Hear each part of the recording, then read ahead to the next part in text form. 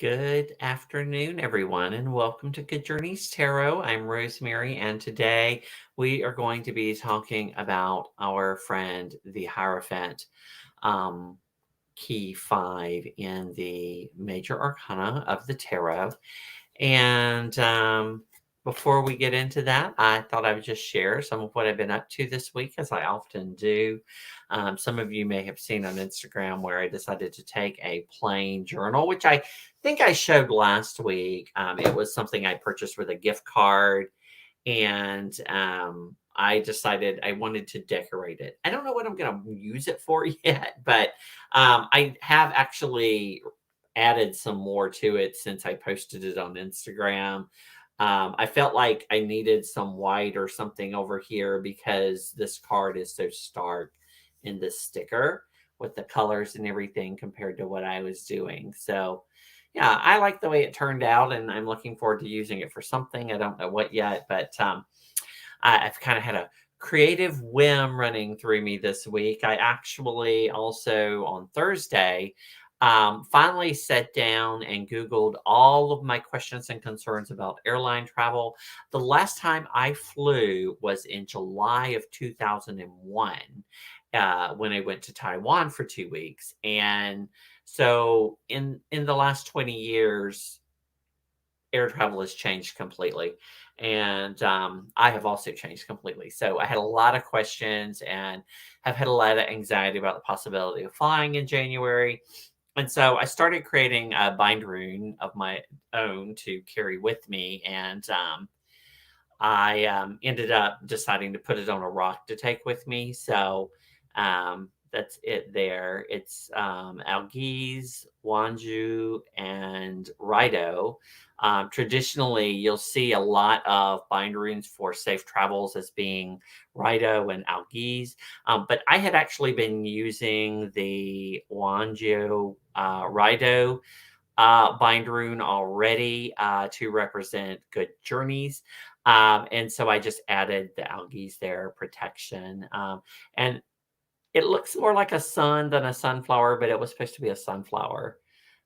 But anywho, so I'll carry that with me just to give me a sense of security. So yeah, so Amy is also flying apparently and has some anxiety, and I get that. I actually have never had a problem with flying. I From the first time I flew, I was fine, but it's just with everything that's happened over the last 20 years that I'm like, yeah, I don't know what to carry, what not to carry. I don't want to overpack because I don't want to check baggage, but then I also want to have the things that I want to have with me, and so a lot going on. But I sorted through that on Thursday and worked with this a little bit as uh, ritual to get all that anxiety out. And I think I'm in a better place now about traveling.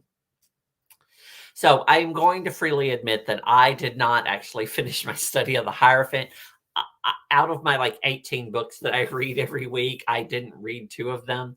This one, which I did read about half of before the broadcast today, and this one. These are usually the two books I save for the last because they're usually the hardest to get through because they're longer passages and a lot more thought provoking. And so I yeah, so I admit I did not get through my study this week, but I got very close, and I've read them before, so it's not a really big deal.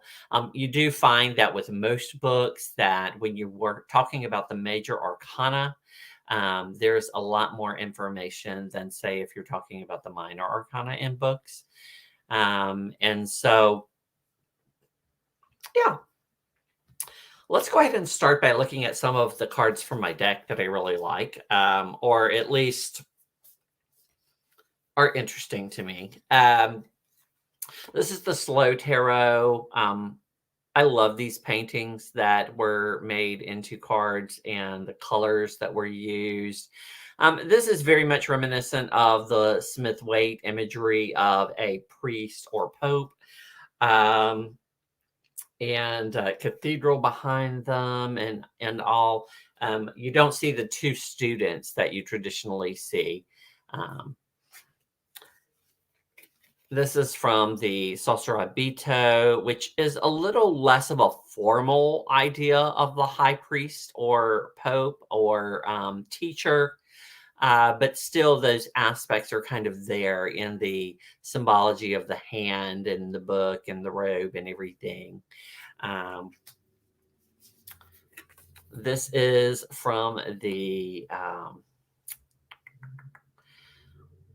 goodness gracious, the new Choice Terra de Marseille, which I love this image. It's kind of a fun.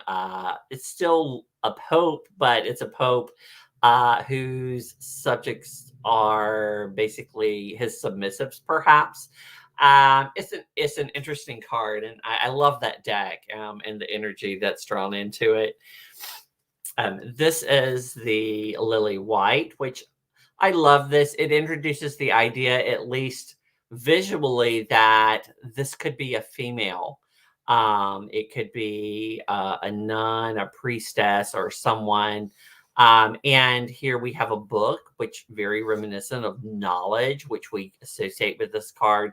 And then the keys, which for me, my favorite Hierophant cards are ones that have keys. And in fact, this might be one of my favorites that I'm showing today. But none of these really stood out to me. They all have things that I really like about them. And here's a subject I want to talk a little bit about today, the renaming of cards. This is something that really bugged me when I first started studying, but the more that I work with decks that have done so and read through each of these cards in all of these various books, as I deep dive into them, I'm thinking to myself, yeah, perhaps that's something we should do. And I'll show you that in a little bit when we look at my card. Um, but the idea that rather than the Pope, that it's a guru or a wise one, a high priest, is not new. It is something that goes back to Waite himself. In his pictorial guide, he actually says this is the Hierophant or high priest. And most of us tend to associate the Hierophant with Pope because that's what it was in the Marseille, right? But the idea of the Hierophant is from Greece, from the keepers of mysteries. So, which I find to be relevant to this card, regardless of whether you are looking at Christianity or another faith. I think that that term works. Um, and so I probably won't change it on my card, but it is something that is worth thinking about. Usually, you'll see them call it the high priest in more pagan decks, like say the Green Witch here. And I always assumed that, that was strictly trying to get away from the Christian overtones of the imagery in the Smith Waite.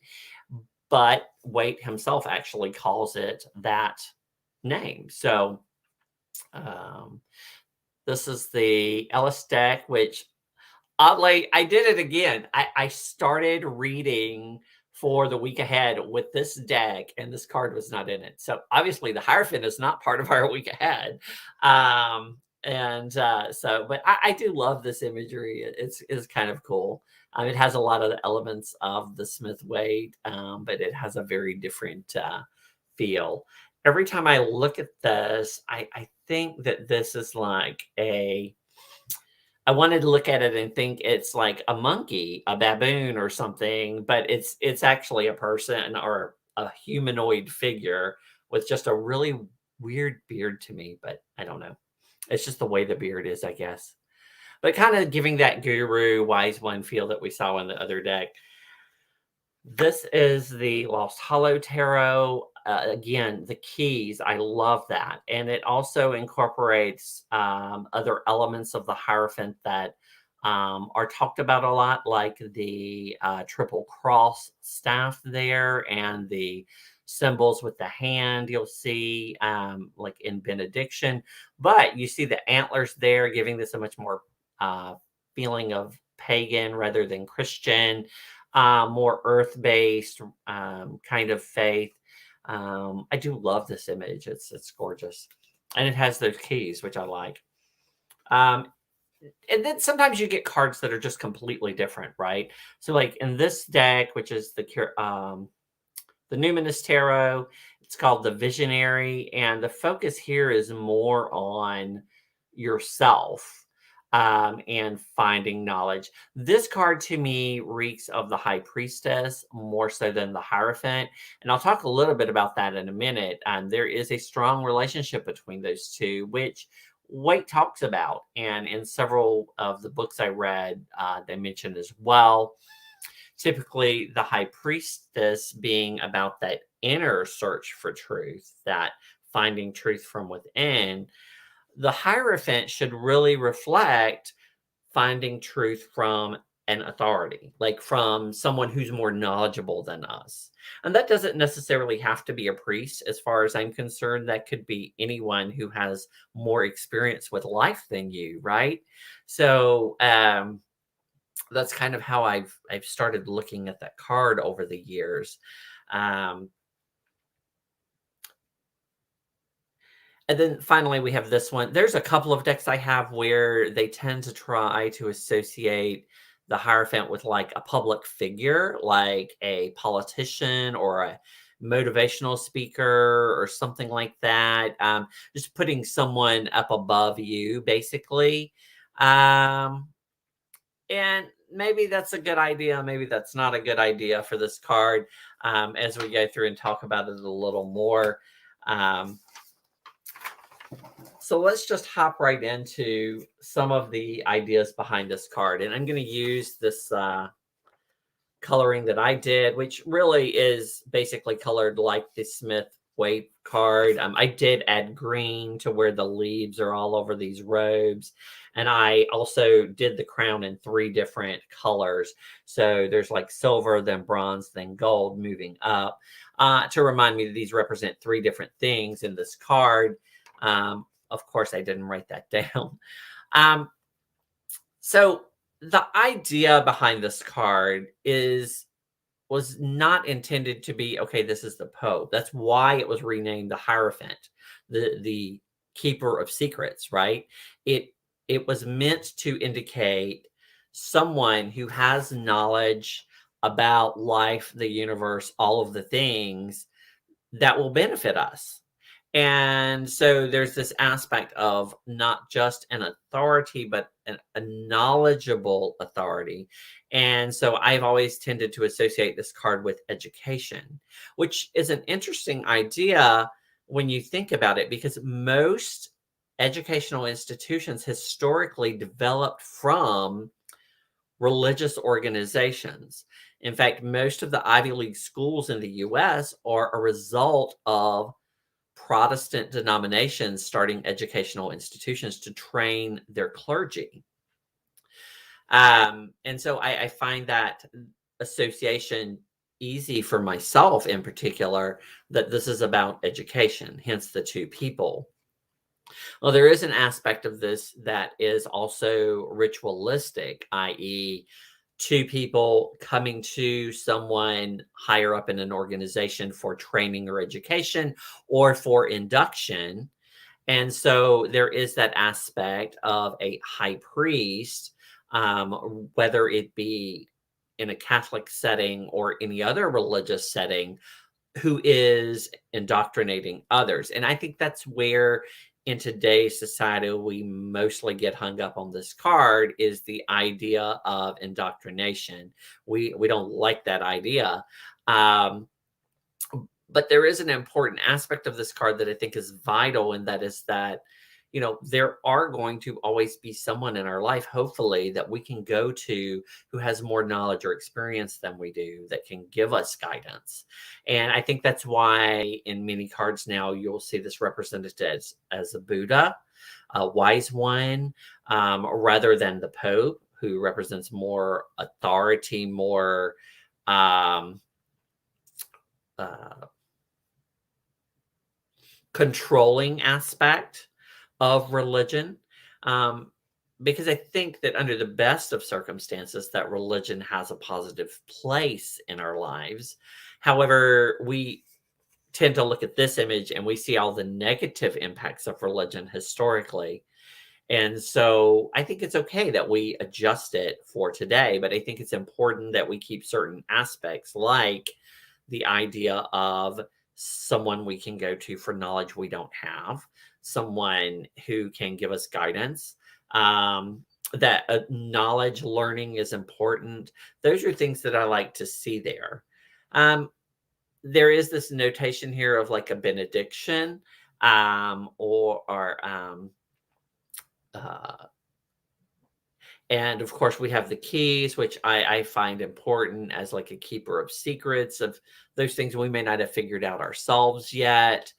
Um, I'm going to talk for a minute about um, a book that I read. This is from oh, Daniel Loeb's book, which is the Rotamundi Tarot, the Rosicrucian Arcanum. And he goes through 2 pages of describing why this actually is not a representation of the church. This is a representation of the false church. And he talks about how, Waite himself was very specific that these are not the columns from the high priest card, i.e., this is not the temple of Jerusalem. This is something else.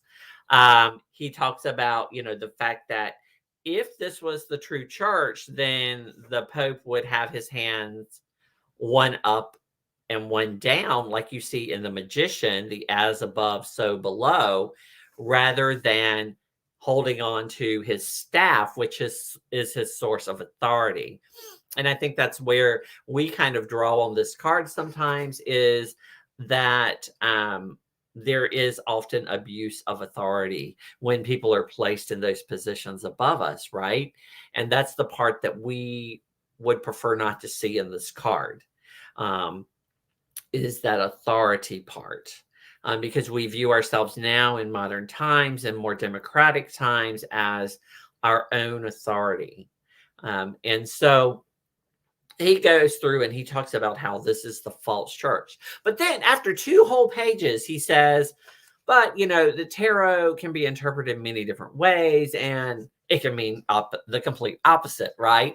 That it is meant to represent the true church, and what it can offer us. Some of the meanings of this card that I have mentioned previously include, it could be about rites, it could be about ritual, it could be about teacher. It can be about an orthodox or traditional approach to things versus, say, a more relaxed approach. It can be about institutions, i.e., particularly educational institutions, in my opinion.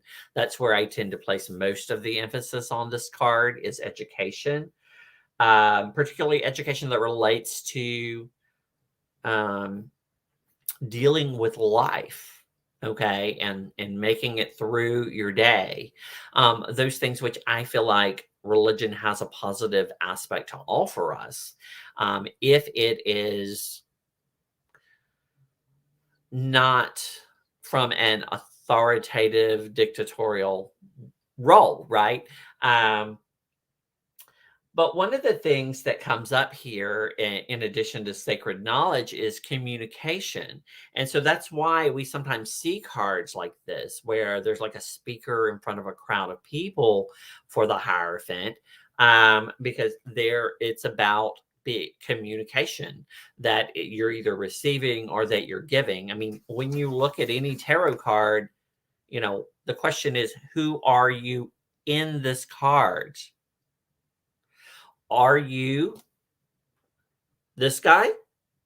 Or are you one of these guys in this particular reading? Because it's quite possible that you are the authority in this situation. You are the most knowledgeable about how to deal with this particular situation, or have the most information about this situation.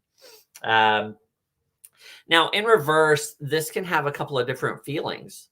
One is, of course, anarchy. So, like, no authority, no direction, no guidance. It's just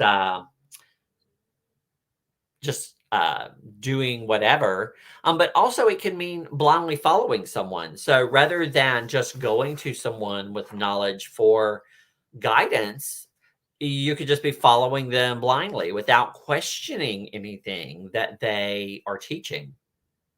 That idea, that we actually let authority go amok. We don't actually hold it to task, as it were.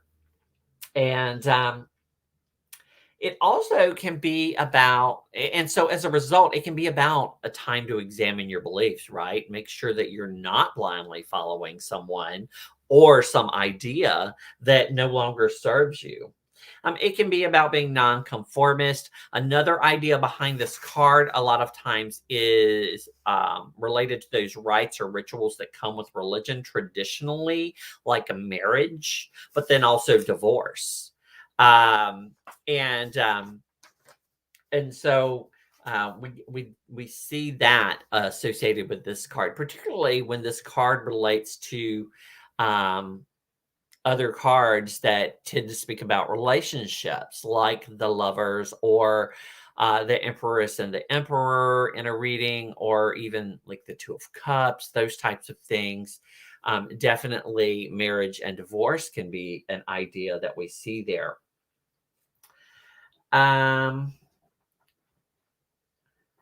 this is the card which is referred to as the Magus of the Eternal in the Golden Dawn. So to me, referencing it back to the magician being the everyday practitioner, the high priest or hierophant being that authority figure, the one who has passed on the knowledge to the magician, basically, is the way I'm viewing that. Um, it's a spiritual expert, in something that you need to know. So when I see this card, I'm like, okay, what source do I have that I can go to in this situation to help me get through it? Where can I gain the knowledge I need to get through um, today's issue and today's problem? Um, so I talked a little bit about the high priestess earlier in relation to the Hierophant. Of course, the high priestess being um, the faith itself, your internal um, connection with spirit, versus the Hierophant representing the priest of that faith, the external. So that's outside of you, not inside of you necessarily, like the high priestess. This card is on path 16 on the Tree of Life, which is between Chokmah, which is wisdom, and Chesed, which is mercy. And it's on that very masculine side of the tower. So when you look at the Tree of Life, there are three columns. There is the path of severity, the path of mercy, and then in the middle, the path of mildness. And it is in that path of mercy. So the idea connecting this card with the divine giving us a source of guidance and direction. Um, yeah.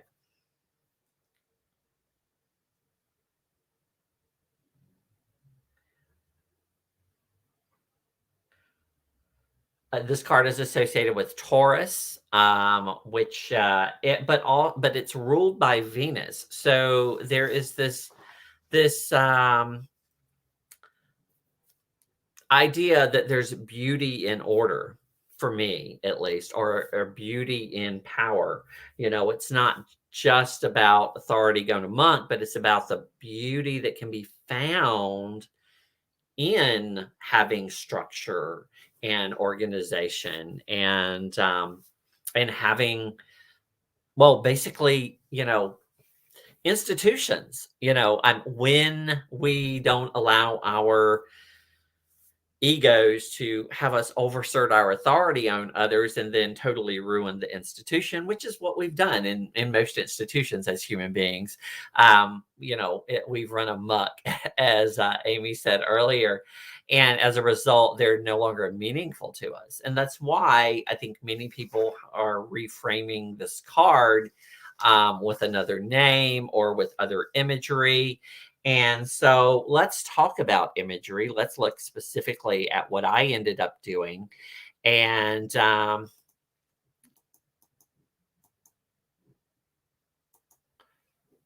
no, that's not what I wanted. How did that happen?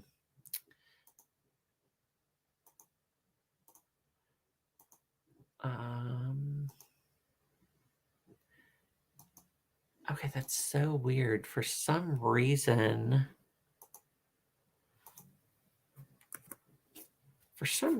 it's not allowing me. Well, maybe it did. Let's see.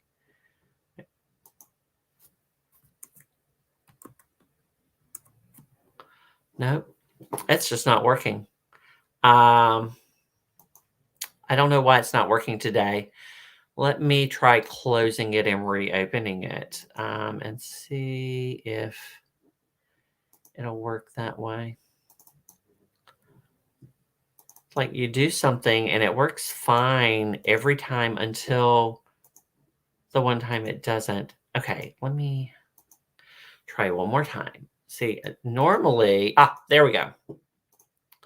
Okay, so when I first started, my idea was that I would rename the card to Sacred Knowledge because I think the idea that we can gain knowledge from religion that's helpful to our lives is what this card is about for me personally. And so I want that there, but I also wanted to make it clear that it could come from any faith. And so I was trying to move away from the Hierophant. But after doing all of my reading and discovering the actual meaning of the Hierophant, which was the keeper of secrets, I liked that term. And so I am keeping it. And I do believe I will rename certain cards in my deck, like the Emperor and the Empress. Um, but not necessarily all the cards. Um, and so this is what I did. I came up with this card. I called it Sacred Knowledge, and I made sure I had my keys there, and then I represented various faiths. And I made sure there were students as well as a teacher. And because this card is ruled by Venus, I decided to go with a female teacher rather than a male teacher. And so, and that's where I was going with this.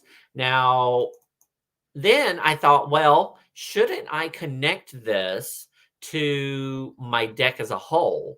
And so you'll see I had to have the key. And this is something you're going to see again when we look at some other cards. This image being my personal symbol for the tarot and my personal spiritual practice. It's based on the Rose Cross.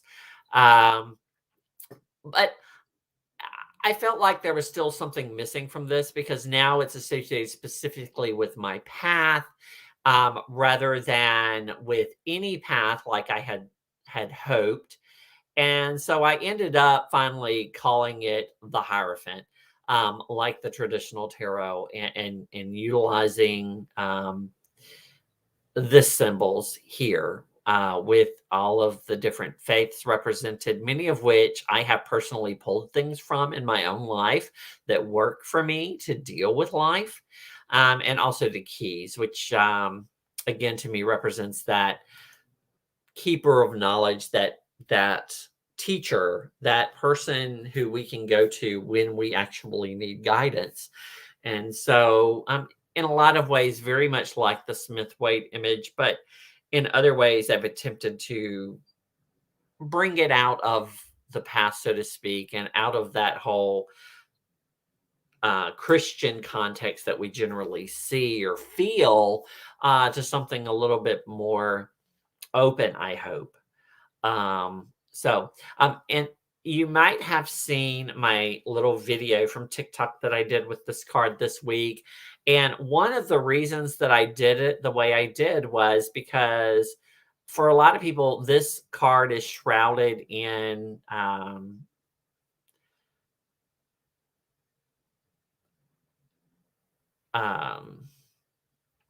negativity, right? And so I did use the cloud, the smoke, and whatnot. And then, hello, Lady Knight of Avalon, welcome. Um, but then I also did the little sparkly bit because I feel like, it's important that we realize despite how shadowed any card might be for us, that there is something that we can learn from it. And there is a purpose for it being there uh, in our practice, right?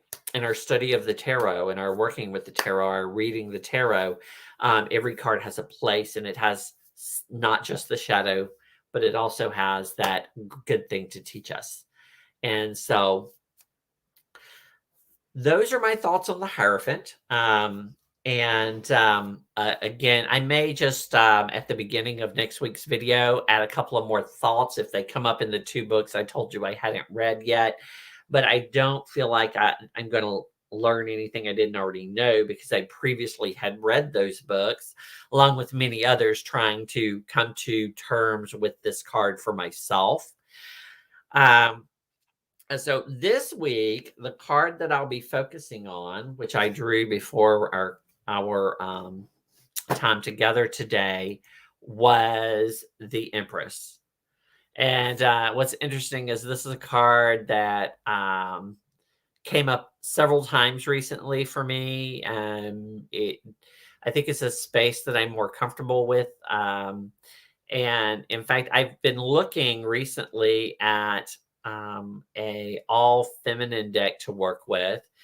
That's something I really have opened up my mind to the idea that tarot doesn't have to look like these 78 cards. Um, or be a version of these 78 cards, but could be really, as long as it generally follows the system, um, with the elements. And, I think I'm comfortable now with the renaming of the cards and the newer imagery to reflect our more global conscious now than what we say it might have been 500 years ago, right? Um, oh, that's funny. So this is this. So which one, Amy? Was it the Empress or the Hierophant? So I know last week you had talked about this card had come up several times.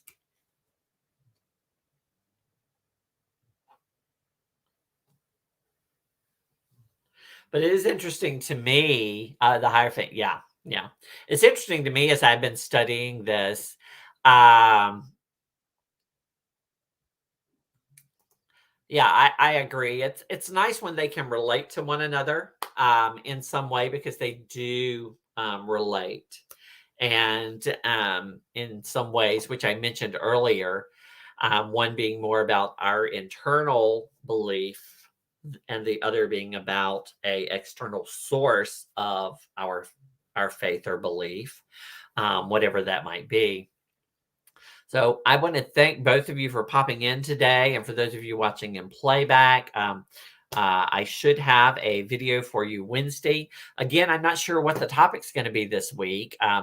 If you see in the list of decks I've posted below what that you want to see me do a walkthrough for, let me know. If not, I may be doing a VR to Amy and others who have done the practice of resetting your deck, and talk a little bit about that and let you see one of my decks as I reset it. But yeah, thanks for being here. Until next time, everyone, good journeys.